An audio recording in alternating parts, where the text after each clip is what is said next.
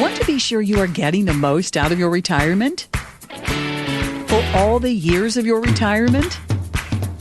That's the primary goal of More Living with Jim Brogan and our Dollars and Cents segment, where we provide you with an important financial tip that will help positively impact the quality of your life in retirement. And now, here's Jim with this week's Dollars and Cents tip.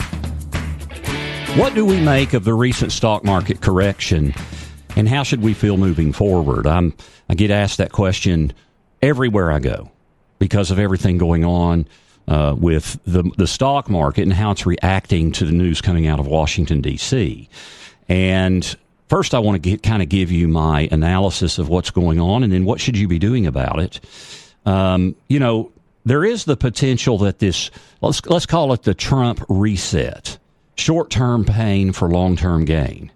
Now, that's not historically been the D.C. policy of choice, and fiscal prudence and Donald Trump have rarely been used in the same sentence.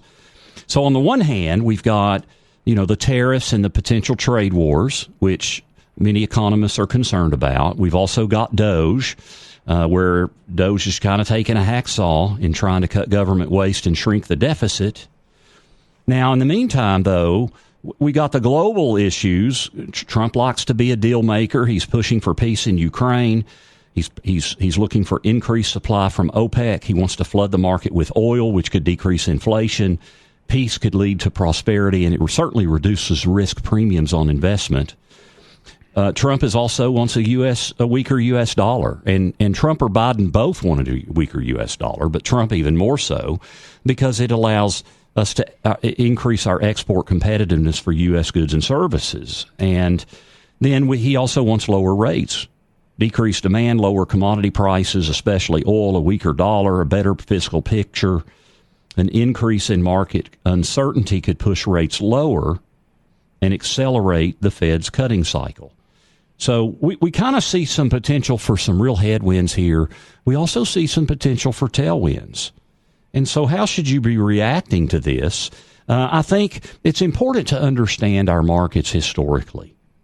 I'm going back to 1980 here. And, well, first off, in 2025, we've already experienced a larger stock market decline than we saw in all of 2024 and all of 2023 because the market actually went down over 10% as of Thursday close. And it hadn't done that in 2 years. But that is unusual. If I go back to 1980, I've got a chart here. It shows all the years. It shows how the years ended up. And, probably 75% of the years, the stock market was up.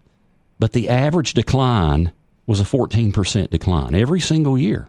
So, in other words, the market is up at the end of the year, but during the middle of the year, there was a decline of an average of 14%. It is healthy to have pullbacks in the market. We've experienced 5% declines per year, and we see a 15% decline every 3 years. So, stock market volatility, we've kind of been lulled to sleep by what's gone on in the last 2 years because we haven't had a market correction of over 10%.